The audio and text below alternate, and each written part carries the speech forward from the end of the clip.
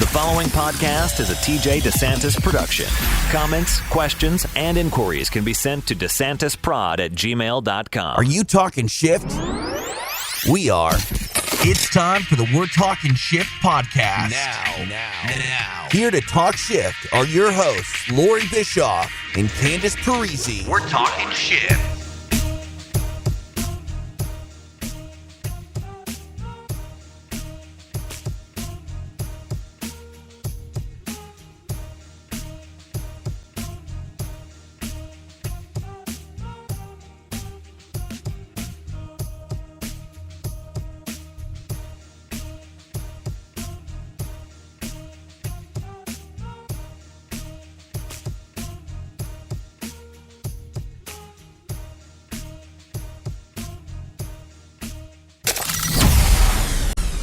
The full circle thing is happening again, which, there's several full circles. It's like a figure eight of life. It keeps going and going and going. Mm-hmm. So now I'm going back to nursing school now. Getting ready to take my state exam. So, I mean, you know what I mean? It's just like, that's where I started. Yes. Look, we're at another full circle. So it's beautiful. So I try to help people saying, look, let's look at a few beginnings. And let's find out where these full circles could go, because it really helps a person keep in perspective and patterns in their life and whatever. And it has for me. And so through this time, not knowing the unknown, I put myself through pet grooming school, became a master groomer for show dogs, opened up my own brick and mortar, been a groomer for a long time, still do. You know what? I did not even know that. How did I not know that about you? How did I not? I don't know how that got by me. You did. Yeah, seriously? That's like the biggest thing of me. I'm the groomer. Really? How did I not? What the hell? Okay. All right. Well. So what? I don't even know. Clearly, I've been living under a rock because I did not know that. It's not like we talk entirely every day, so you wouldn't know. So anyway. So, yeah, I'm the biggest freaking animal advocate thingy. So right now I'm grooming. So I put a big thing out there on Facebook, and I put the name of my business is called Cool Cats and Hot Dogs. And so isn't that cute? So when I had my brick, Lord, when I had my brick and mortar, man, it was so cute. Of course, I think you know me, but anyways, the brick and mortar was like, of course, everything was like, had everything. It was to the T. It was so freaking cute. So when you walked in, and to the left was the doggy bakery. It was an organic doggy bakery. We had birthday cakes and cookies and everything you could imagine of every NFL team. And it was the best. Parties. And then we had doggy birthday parties. Then we had our grooming salon. And it is just so much fun. Anyway, right now I just put something out there and said I was grooming for people for 2 weeks for free for the people that are in need, that want their animals groomed for the holidays, that can't afford it. So that's what I'm doing now. That's so cool. It's a lot. Let me tell you, that's where I get my serenity. That's where I have my meditation is around animals. And I used to raise wolves back in the day, about 18 years. And I was determined on, do I take a wolf? Do I take a mastiff? Because I always wanted mastiffs. I was in love with mastiffs. And I was like, that's kind of a weird, different, kind of a, flex decision, like, which one? So I ended up with a wolf hybrid for some reason, and I did. So I took the two wolf hybrids. They ended up having puppies. I had them fixed right away. And then 3 of my friends took puppies. And then I got you have to take enough hours to get licensed or certified to have wolves, let's say. Yeah, because not anybody can just go, okay, I think I'll raise wolves now, right? It's not a lot of people thought they could raise wolves. So that's why I got a lot of rescues. So I started taking in rescues, Laura, and I had about 18 wolves. Like, it was crazy. And so the last one just passed away a couple years ago, so I'm done with that. But okay. So no desire to go back to that? Well, you never know. I mean, the husband just retired from the Army after 30 years. We're going to chill in Florida. We're going to sell our house in Texas. And who knows what we're going to do? I know for sure that we're going to jump in our toy hauler, put our Harleys in back, and we're going to travel for a couple of months before he finds a job. So, nice. Absolutely. Nice. Yeah. So anyway, so that, and then, my life was changing back then, and I thought, I need to find some calmness in my life. I'm so strong. So all of a sudden, I just jumped right in and went rogue. I'm big at, working out, doing all this, became a personal trainer as well. And I'm like, okay. So I'm just like, I looked it up, and I'm like, okay, Shivananda yoga retreat, go live on. Okay, so I went and lived on an island, lived in a tent for 8 weeks. Well, what island? Yes, what? I became a yogi. Oh my God, you are full of surprises. What island? Where was this? This is, okay, so it's Shivananda and Shivananda Yoga, and they're in India, and they have a school in the Bahamas. And it's this island off of there in the middle, just the island, and they have their retreat, and you live in tents. And then let me tell you, it was butt-ass hot, but I stuck it out. We got up at 5 a.m., we chanted, we meditated for 2 hours first, and we started our day and then went through all the practices. Everything was vegan, plant-based. And it was the best transition of my life. Again, I have so many bests. That's a big that one. was really cool. I would love to do that sometime. How long ago did you do that? Loree, you need to. It was 5 years ago, 4 years ago. Okay. Yeah, I would highly. I'll go there. Yeah, I mean, I'll hit you on the internet and I'll send you the info. But and then when you go, I can go anytime, and you do your thing, and I'll go there for a week or a weekend. People can go there, check it out, spend the weekend. You can do that too, just to check it out, Laura. It's great. Good. Okay, good to know. Yeah, you will love it. Anyway, so and then that, and then from from that, I landed into public speaking. And so my first introduction into the big transition of that was when I totally was in a driver's meeting for monster trucks, and I kept getting texts and said, hey, call me. Hey, this is so-and-so from WWE. I'm like, oh, God, what fans got my number? Who did this? This is bullshit, So finally, I text back. I said, who is this? Oh, this is so-and-so from WWE. I'm like, well, what do you need? Do you need my new address because of taxes, or what do you need? And then the whole thing went into, well, no, hi, we're calling to see if you want to be in the Hall of Fame or you're available. And I'm like, what? So again, full circle. Right. And and I thought, okay, all right, I'm engaging with them again. I was scared shitless and thinking no one's going to accept me. I was still thinking old school. Right. And because I wasn't around it. When I left, I left. I never did one personal appearance when I left in 2001. I never did anything for all of them years. And I was like, how are they going to accept me? This is horrible. Why am I doing this? Why do I accept it? I shouldn't do it. I don't belong there. Blah, blah, blah, blah, blah. Fast forward, I got there. I never walked into an organization, which totally changed from when I was there, with the women were so accepting. And Natty was the most adorable woman that embraced me with just open arms. And if it wasn't for her introduction to my Hall of Fame speech, I wouldn't have been able to do what I did. However, going into this new part right now and becoming this woman and 55 and feeling comfortable is I'm transitioning into speaking, and I'm turning my personal appearances into a motivational speaking. Instead of me going signing autographs starting this year, the new year, is that I'm positioning myself to have a 15-minute, 20-minute platform and talk about my transitional life and who I am. And amazing. Yes. And so how that happened is when I was asked to come back into, for the Hall of Fame, and I had to deliver that speech.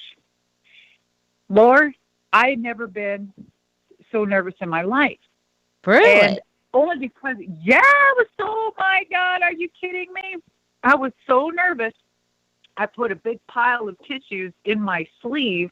If you watch it, speaks, if you haven't seen it, but there's a big pile of tissue in my sleeve. So if I just started losing it or whatever, I was going to pull it out and start wiping all my tears and everything. Yeah. But that was the beginning of where I knew I could speak. I could project. I can speak well when I need to. I could, I have a story. Everybody has a story. I don't care who you are. And Sure. Everybody wants to hear the stories, especially that's what's happening. That's what the world is. I never could accept all of this new social media. Like, I'm not doing that. I can't put myself out there. That's too, I can't, that's nobody's business and da-da-da. Well, today, if you're going to be whatever you're going to be, it is called social media, and people want to know. However, I still have that little thin line where I think a few things is personal, and I will keep that to my vest, Sure. or whatever those are to me. But I have learned and accepted within this last year, I need to start putting yourself out there. People want to know. People want to see. People want to hear. So that's what a better way to do it with public speaking. So that's where I'm gearing up. So and I've done a couple since then. And what really finalized it was when I was asked to do the first ever women's speaking forum for WWE. And oh my God, we're talking about women from all over.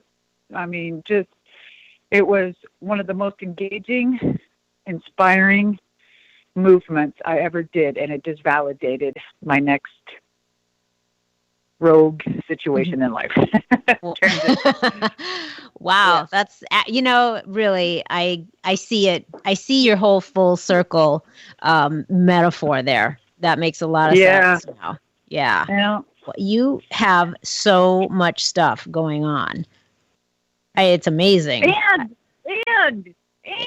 But wait, there's more? Oh my gosh, Lore, there's some great stuff. So I'm just going to give you one little more to make sense. If not, we're going to make it make sense. Okay. So with that being done, the last 4 years, the last 25 years, I've been writing my biography.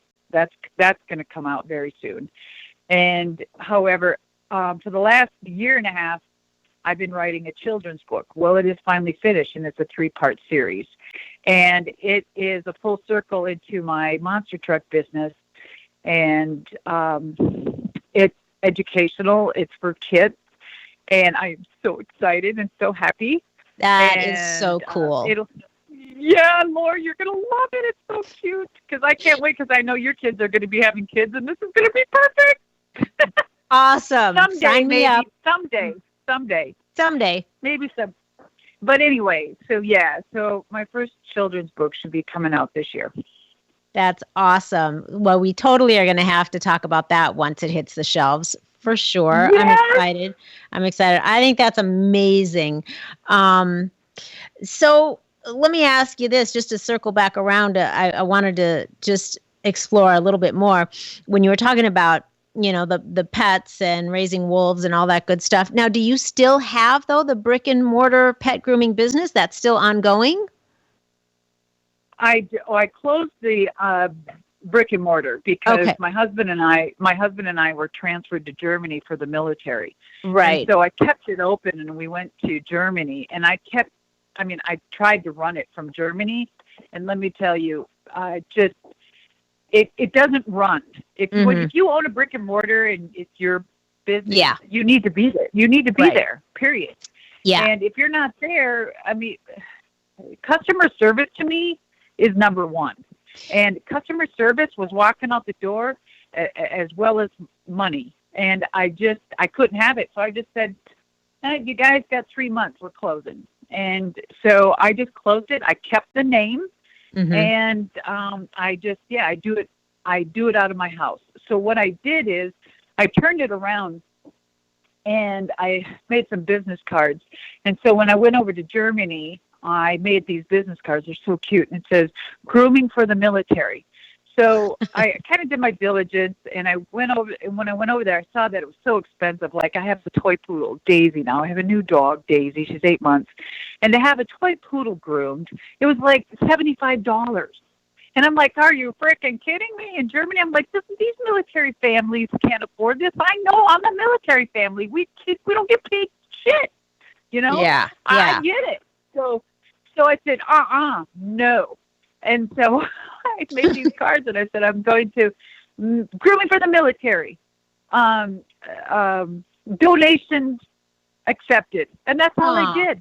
I got hundreds and hundreds of calls, and what they would do is they would bring me their pet to my house. I would groom them, and then they would tip me. I just said donations, tipping allowed, whatever. Yeah. And I didn't charge them, because in Germany, to have a business and do all of that, oh my God, it's so much red tape. No way could it ever happen. So I said, I'll get around that. I know how to do that. I used to be a wrestler. I know how to swerve.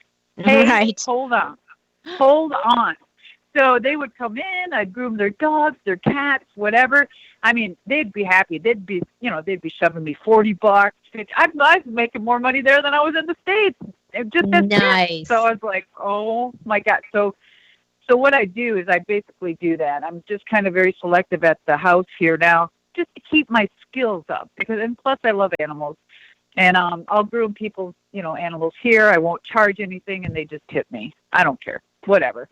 That's awesome. I love that. And I think that is such a good idea. I was doing that, not that, but I did a similar concept when I still had my office in Cave Creek, Arizona, where I would have these spiritual salons, I call them, which is basically a gathering to, I'd pick a topic, and then I would host a gathering of guests that wanted to just explore and talk about that. And I didn't charge. I just put, donations accepted, and whatever, people wanted to donate was awesome. Because I didn't want to have anyone not be able to participate in something that they were interested in or that was important to them because maybe they couldn't afford a fee. And again, then you also eliminate all the other stuff that goes along with, charging. Obviously, it's different here than it was over there, but I like the donations accepted thing. I think that works well for a lot of, different types of endeavors and initiatives. I'm glad you said that too, because I'm going to say something here that I know that you do or have done, on the life coaching on a heavy, and you really dove into it. That was one of your rogue moments when you had the brick and mortar, and I thought, God, get it, girl. That's freaking, it's hard. And the reason why I'm saying this is that y'all out there listening, I'm sticking up for Loree, because I know I'm there, but I'm doing it in a different approach. I didn't want to open up brick and mortar just because of the ramifications and how people value it when they know that it's very valuable, but they don't put it on one of their budget things that they think they need. However, it is a part of our life. Life coaching is, well, as well as I do, what it means and what it is. However, to the people is we turn to our friends to pick up the phone to complain about or talk about or tell us stories, and we want feedback from them. But then we get angry because we're not hearing what we want to hear, or they're telling us what we want to hear, basically. And it's not the same thing. Life coaching is that that step above that, where it's not a therapy. It's a directional, pivotal, transitional situation that it helps you or educates you to choose the right direction, I guess. It's you making the choice, not us telling you what to do. And it's so valuable. It's so valuable because I, myself, having one, I don't know how I would have made it through a lot of things, Lord. I don't. It's not like I need a psychologist. I don't want to be medicated. It's not that. Not that there's something, cognitively wrong with me. It's like, oh my God, you're not judged at all.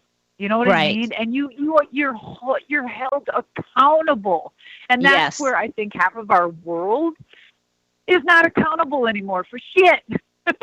No, it's true. And it's easier now than it ever has been in history to not be accountable because you can anonymously, put crap out all over the internet. Ooh, amen, sister. Yeah. Mm-hmm.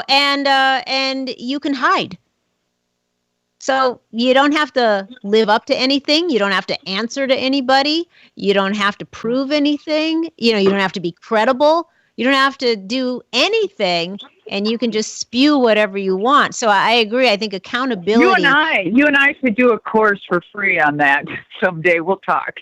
We'll talk. We'll talk for sure. But let's go back to real quick here because I got to go tap a kidney. Let's reverse this over to when we went back into the yoga and over to the plant-based. You wanted to ask me something. Yeah. So let's do that. Let's move into our Dear Shift Doctor segment because I think that you're going to have some some good tips to weigh in on this. So we have somebody that wrote to us, and I'm just going to read it here. It says, "Dear Shift Doctors, I'd like your thoughts on the plant-based diet. My personal physician recommended it because I'm battling a lot of pain and inflammation. I'm not a huge meat eater, but I do enjoy cheeses and yogurt now and then, so I'm curious how to head into it." And that's from Lonnie in Sacramento, California.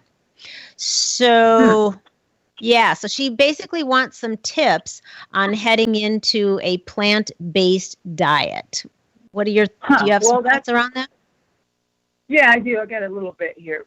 I know when I went into the whole yogi segment that, they said it was vegan meals. And I'm like, okay, I can try that. But boy, let me tell you, if you don't gradually go into that, it's like, and I mean this respectfully, but it's like an alcoholic or a drug addict or a porn addict or something. When you take something directly away from them and they're cut off, I mean, you go into withdrawals, and I mean serious. So, Lonnie, if you're serious about this, I mean, hopefully, there's just like what's the basis, like fruits, vegetables, whole grains, stuff like that, right? And it excludes or it minimizes, I mean, some of the stuff like from chicken and fish. So I think the best bet is you need to go at it.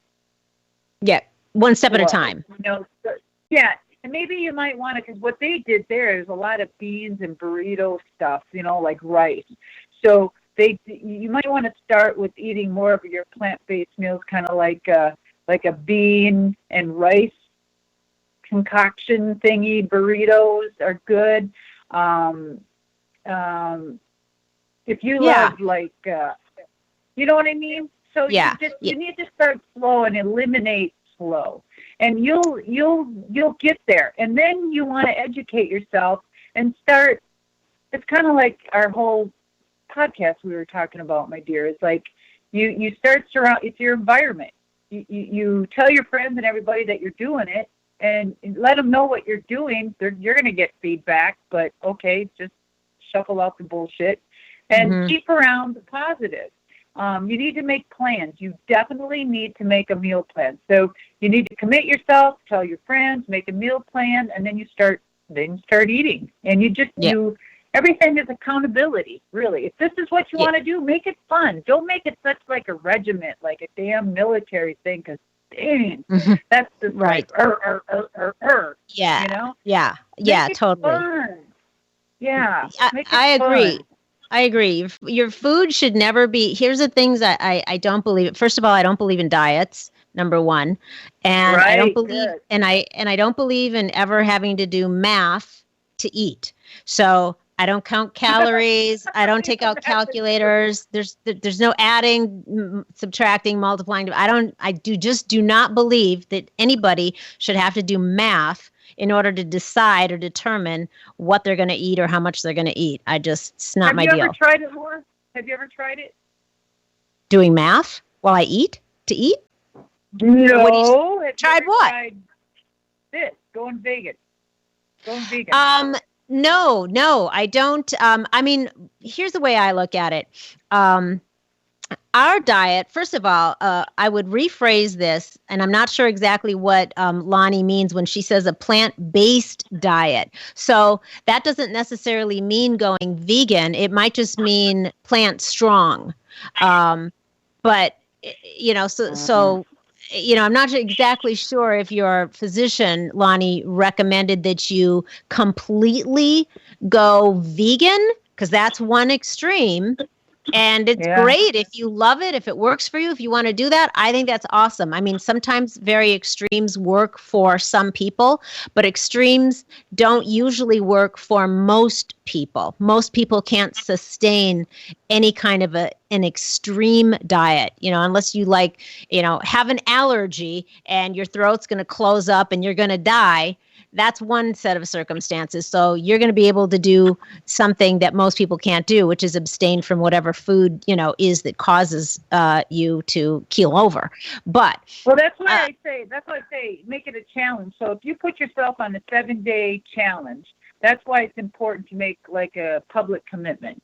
Like you choose friends, choose a Facebook community to keep you all on track. Choose exactly which direction you're going. If it's a vegan, if it's just plant-based, if it's a little bit of this, and just try it. I mean, you can omit whatever you want, but it has to be gracefully done, because you will go into shock, especially sugar, and you got to watch that. That's so important. Yeah, and if you're, and I agree, the environment is really important. So that means setting up your kitchen and cleaning out your pantry with stuff that you want to start avoiding. And then the environment is the people you surround yourself with. So, a lot of times people are afraid that they're going to get pushback from their friends or family and they're not going to be supported. So I always, invite my my clients to, when they're going to start on something like this, to lay out what you're going to do to those people that are probably going to be chiming in, whether you invite it or not. And right off the bat, ask them, let them know what you're doing, why you're doing it, and then ask them to please help you. Ask them to be on your team and support you, and help hold you accountable, so that they already know what their position should be, and they're on board with you and on your team, rather than that person over there going, oh no, you can just have a little bit of this. You know what I mean? If you set it up that way from the beginning, I think that you're much more likely to have the kind of support that you need in your corner.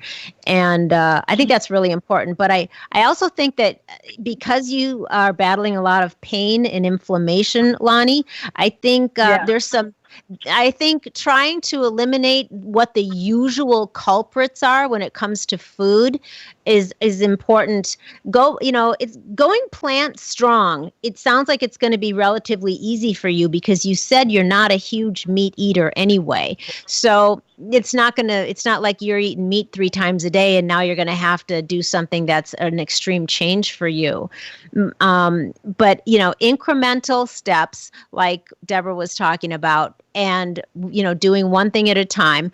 But I think really trying hard to eliminate as much as you can to see how it affects you: dairy and gluten or wheat and sugar, because those 3 things really are the culprit when it comes to inflammation for a lot of people. So I would try eliminating that as quickly and as much as you can to see if there's an effect there. You might have some intolerances to those things that you're not aware of. This is true. And if she's going to start something like this, don't forget to always consult your physician first, because we don't know if she's diabetic. We don't know if she's, allergic to things, or, what kind of different things need to, we don't know if she's on medication. That has a lot to do with inflammation. I mean, this is just me, that, when I went through my total knee replacement a year and a half ago, it changed my life. So third day out of surgery, I stopped taking everything. And the doctor told me I was crazy that I would pay for it. But it was the best thing I did, because it was horrible. I was so inflamed. My muscles were so sore because my body wasn't used to all that crap, that I knew. I'm so well, that's just me and probably you. I'm very in tune with my body, so I don't know when I eat something and the next day I'm so sore I can't move or bend my knuckles. I'm like, did I just have a whole crust of pizza or what the hell was that? You know? Yeah. Horrible. Here's an example, Lonnie. So for breakfast, you can have like a steel cut oatmeal with some bananas and walnuts and rice milk. You might want to try the rice milk. It could be a little bit more fattening, but it depends on your activity throughout the day. But rice milk is really good. Lunch, go for like a whole grain type of pasta. Now they have like the quinoa pastas. They have all sorts of different pastas, which would be better than, a lot of gluten crap. And then they have like these veggie sausages. I know when I go to the supermarket, there's all sorts of meat replacements that are so freaking good. And me, sun-dried tomatoes are amazing, and a broccoli salad. And then for dinner, gosh, you can just turn it around to whatever you want. Beans, potatoes. It's amazing how you could think about things and what you could really do to fill yourself up. And I don't think you can't really OD on vegetables. And a plant-based diet, is obviously predominantly going to be from plants. And if you think about it, your best sources of those are going to be, your vegetables. And nobody, I've never read an article or heard of anybody ever having adverse effects, like to a serious medical seriousness degree, or for sure ever ODing on plants. So it's kind of like you really can't eat too much, too many salads. so I just wouldn't be afraid. Yeah. And if your physician's already told you, if your physician's the one that recommended a plant-based diet, and you're good with it, you're enthusiastic about it, just dive in. Maybe that's when you go rogue. There you go. Go rogue, Lonnie. Go plants. Go. Yes. Let me tell you something. Let me tell you something real quick. We do eat meat, not a ton though. And it's usually clean. We're hunters, so we usually have pretty clean, organic, meat in our freezer. But Eric and I both have had a plant-strong diet for many years, and one of the last visits, now you guys, my husband is, he's over 60. He had, the last time he had some blood work done recently, his physician said, I don't know what you're doing, but your numbers are about 80% better than almost all of the 30-year-olds that I see. So whatever you're doing, keep doing it. And I was super excited about that because, I'm pretty much the one that's managing what we eat in our house, and I have been for many years. And so I know that the nutrition and having a heavy plant-strong diet is absolutely been key to the numbers that showed up for him in his blood work. So it is very beneficial. Very, very. My hubby turned to keto, and he, not only did he lose the weight, and that's not basically what he was trying to do, but it reversed so much for him as well. But you can't stay on keto, but still, Yeah, it's an interesting transition though. And it's good for everybody's got to find their own thing. I just think that, eating is not a one-size-fits-all program. There's some basic fundamentals that everybody, needs, but then there's a lot of leeway. Some people are more carb tolerant, and some people aren't. So some people, don't have issues with more meat in their diet. Some people don't handle it well. So I think that you really have to do yourself a favor, learn to listen to your body, because your body will tell you. It has its own language, and it speaks very clearly if you pay attention to it. And you just have to experiment till you find that, that dietary recipe that makes you feel like you're really thriving. Isn't that the truth? Now that I have to check with me. So okay, we're gonna hold a moment here. No, we're good. When you were talking, I had you on mute, and I tapped the kidney. I was good. Okay, good. Oh, you're good now. Okay. All right, cool. Good to know. All right. So anyway, so hopefully those are some good tips to help you get started, Lonnie. And I'm sure that if you try a few of them, you're going to find the right formula for you. So good luck. Let us know, please, how you do. For sure. And thanks for chiming in on that, Deb. I think that those were some really good tips. Man. Yeah. So, so let's, I know because this is animals, like you said, one of the things you said earlier, which struck a chord with me was that's your pet and your animals are your form of meditation. That's what kind of gets you into your Zen mode. And that's, I think that's really interesting because everyone's got to, again, it's kind of like eating. You got to find the thing that works for you. There's a lot of different ways to kind of feel connected and in your happy place or to meditate, whatever you want to call it. And that's like it is how it is for Eric, for my husband. He would get into that kind of mode that puts him in that state when he would ride his horse, and for sure even more with our dog.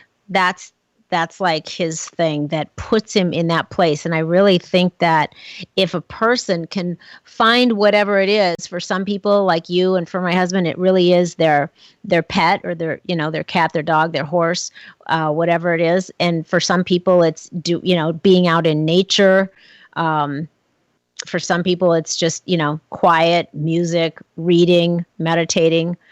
But I think, just really getting connected with yourself, and if you're someone that has that, that higher power or that you like to connect with, it's really important that you find what that is for you. And I think it actually helps you when you're trying to determine what your next move is going to be in your life. If you are feeling like you need to make a change and maybe you have a rogue moment coming up, and being able to connect in whatever way that shows up for you is, I think, an important part of that process of being able to know what your next move is going to be and feel pretty good about it. Yeah, that's a good question point. I kind of use pets as my all-around life's affirmation.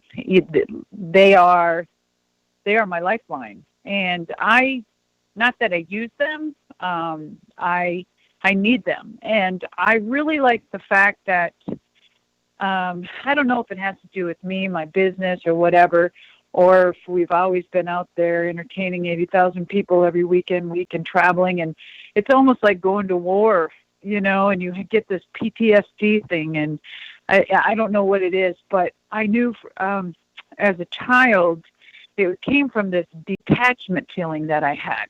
And even though that, we have family or we have kids or we have a pet, gives you this unconditional love no matter what, even if we fight with our spouse, or if we fight with our kids, or if our whatever, and we can't do business, or when business ain't going well. There's that one thing that'll just be there for me. And when I say be there for me, I don't mean just physically. It's like, I can accidentally trip over Daisy and she'll come back and kiss my face. It's like, oh my God, I did that to a human and I would get a backlash, right. Animals have been therapy. And when I had the wolves, Loree, when I first had to get acclimated to the whole situation, I literally went out there and I built this. I'll take a picture and I'll send it to you. 3.5 acres of this back lot that I had fenced off with 9-gauge fencing with a 45-degree inlay and 4 feet or 6 foot of fencing on the bottom so they couldn't dig out. And after I figured that out, after they kept, escaping out, and hundreds and thousands of dollars of tickets because these wolves were running around, When I first got them, I had to go out there. I camped out there. I sat out there. I let them come up to me. I laid out there in my tent and left the door open. It was freaking amazing. And I just became one. And it's just with animals, and I just have this, I'm like this animal whisperer. I've had these huge, parrots, green-winged parrots and stuff. Well, I used to travel, and I had my wolves. I had my 2 wolves in the car, my 2 cats, my green-winged parrot, and I was driving to wherever I was going. Well, I'd always stop at this one hotel, and I'd put the cats in the bathroom, shut the door, let them run around. The dogs would have the hotel. The bird would be up in the closet hanging and flipping around on the clothes rack thing. And, well, the bird got out of the damn closet. The wolf exasperated the parrot and killed the parrot, not shoot him or anything. And I was like, oh, my God, I fell apart. So every single one of those animals had been, a part of my life, and I've just been attached. They're attached. So it's like I am so grateful with today that we have made it not just a service animal, but I think the animals are very important to people that do need them. And because they are soothing, they are my they're my emotional security. And I know that sounds weird maybe to a lot of people, but I don't know how else to really explain it. I mean, I go, wherever I go, Daisy goes. And I have paper certificates from my veterinarian, from my doctor, and if I can bring her, I'm 99% of the time I'm bringing her. If someone's flying me into a hotel, it better be pet friendly. Yeah. Now, and I don't think that sounds weird. I don't think it's hard to explain to anybody that has a beloved pet. People get it. Some things you just can't really put into words, but you understand. You know exactly what you're talking about. It's an energetic thing, and it's hard to put it into words.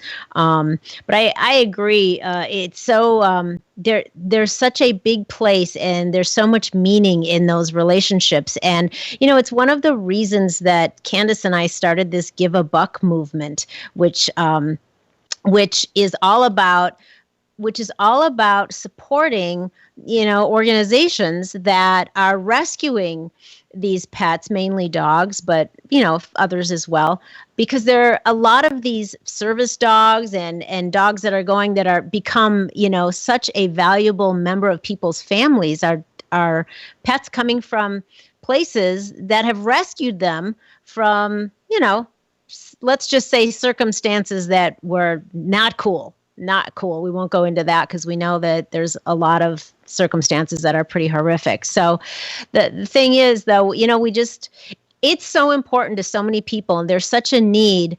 I think there's a lot of people that aren't getting that kind of connection and love from another being when it comes to the people in their lives. But boy, they can sure get it from the right pet.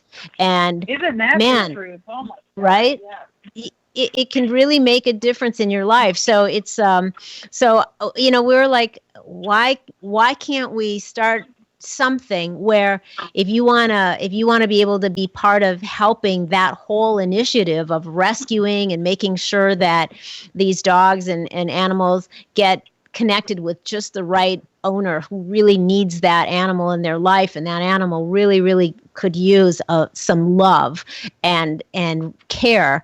Let's support that, because that's something that is meaningful. And for a mere buck, $1 a month, you can be part of that process, and then those proceeds will go towards supporting an organization that does that. So I just think it's important to mention that, and I think a lot of people are all about it.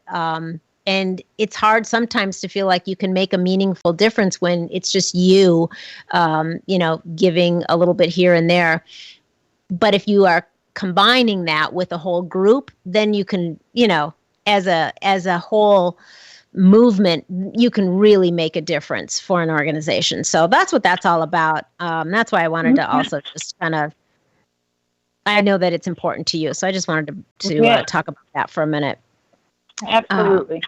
But anyway, so I know we've kept you on for a long time. I'm going to ask you just another question, and then we're going to let you tell people where they can find all your good stuff. So we like to give a little shift gift takeaway to everybody. So based on your own experiences, Deb, what would you feel is like one or two key takeaways to just share with our listeners about the value of having the courage to go rogue?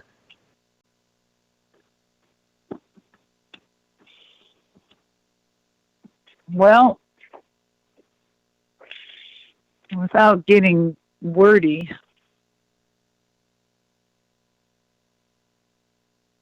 the challenge or the best thing you can do by going rogue is, what do you got to lose? I mean, I love that. You're going rogue. Yeah. I mean, what do you got to lose? I mean, apparently you're thinking about transition or change or going rogue for a reason, because the past hasn't worked. So just fucking do it. Excuse me. Just do it. Sorry. I love it. That came out. It's all good. It's all good. I love it. I love it. Beep. No. This is a non-edited show. It's all good. Oh, okay. So we don't need to worry about that at all. And sometimes I think it's good to really drive a point home. So it's perfect. Yeah. Perfect. I think that's awesome. I like that too. It's sometimes it's just about weighing the risk. Is it worth the reward? You know? And usually it is. Again, people say, you know, keep your eye on the prize, keep your eye on the prize. Okay, I know what my goal is, but what about the freaking journey? It's that shit that's what's going to make it happen. You know, their prize looks shiny over there, looks good. There's that $1 million. Okay. Yeah, but you know what? I may make $6 million getting to that $1 million. Fuck you. You know, come on. I'm just so sick of that. I'm sick of that shiny object thing all the time. I don't know. I don't know about you, but my journeys have been freaking amazing. Yes, it's true. It's true. And once you get to that prize, whatever it is, then it's done and you're off onto the next journey. It's all about. There you go. You're going rogue again. Yeah. Beautiful. I love it. That's perfect. Thank you. Perfect. Thanks. So Deb, where can our listeners find you, and all of the good stuff that you are putting out into the world? What would you like to share with everybody? Where do we get to you? Okay, right now I'm sending out some awesome, positive, motivating vibes to everybody just because. And secondly, I'm going to be ending up at your house to try that freaking carrot cake. And thirdly, y'all can hit me on my social media, which is Madusa, MADUSA _rocks on IG and Twitter. And then just on Facebook is Madusa, MADUSA. And nice. And so website, we'll be able to website as well, Madusa. Mm-hmm. Is it Madusa.com? Yes, ma'am. Mm-hmm. Okay, and that's where we're going to be able to find out when your book launches, right? Yes, the book's launching, absolutely. Podcast, you'll be hearing something shortly. Good. The new podcast is titled Paving the Way. Paving the Way? Yes. Mm-hmm. Okay. I love it. And Paving the Way is about every person and their journeys and their transitional moments. So I was really excited when you asked me to do your podcast because it's everything about that. And it's in transitions in life. And other hot topics, but it's basically a very fun, spiritual, motivational type of podcast. Everything that I've been practicing in my life came to perfect. A head, Mm-hmm. I love it. I will be listening. That's awesome. You're going to be a guest. I can't wait. I'm looking forward to it. Thank you very much. Oh, the invitation is thank you so much. You are so welcome. So we'll be in touch. This, I think, is a great way to kick off the new year. So happy New Year to you and everyone. And you go and have an awesome day, Deb, and we will be in touch. Thank you. Thank you. Thank you so much. Have a blessed day. Be careful. And tell Eric not to drink and ride the horse. Okay, I will pass that on. Then the personal shift gift. And ride the horse before. I will pass on that shift gift from you to him. Thank you. Thank you. Okay, thank you all for listening. If you love what you heard, please head on over to iTunes, subscribe to We're Talking Shift podcast, give us a rating, and leave us some comments. You can also listen by heading on over to our Patreon page, patreon.com/Talking Shift, and that is where you're also going to want to check out our Give a Buck movement. Of course, we're all over social media. We're Talking Shift podcast is on Twitter, Instagram, Facebook, and our website is we'retalkingshift.com. So thank you again for listening. We love you. Go out and make some shift happen. You too, Mr. Gary V. The preceding podcast was a TJ DeSantis production. Comments, questions, and inquiries can be directed to DeSantisProd@gmail.com.